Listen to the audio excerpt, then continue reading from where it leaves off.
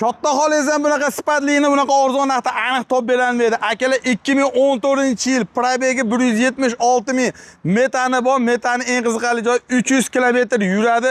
Mashinamiz polni, nahadu hamma yo'g'i joyida. Kraskasi atbatida bor xolos, ya'ni strashniy emas kraskasi. Akalar undan tashqari salon qismiga kelsak, salon qismi ideal holatda turibdi. Mashinamiz nihoyatda zo'r.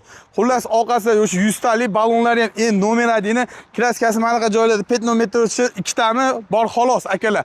Xo'p, mashinamizning narxini videoda oxirida aytib o'tamiz. Endi Nissan Altima'miz bor akalar, bu ham 2008-yil.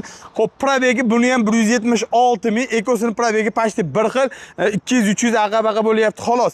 Lekin mashinamizning kraskasiga kelsak, mana burchakda sal kraskasi bor, lekin o'zi yurishi, turishi hamma yo'g'i joyida holatda mashinamiz bo'ladi.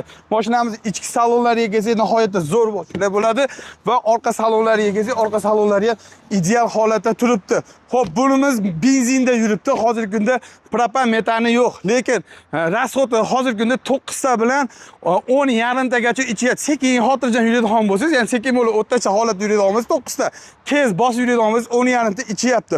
Xo'p, narxini tangaliga aytib o'tamiz. Xo'p, mana jenteramizga kelsak, $6,700. Hozirgi kunda mashina pulishlar 7,100, 7,000 atrofida sotayotgan narxlar bo'lyapti.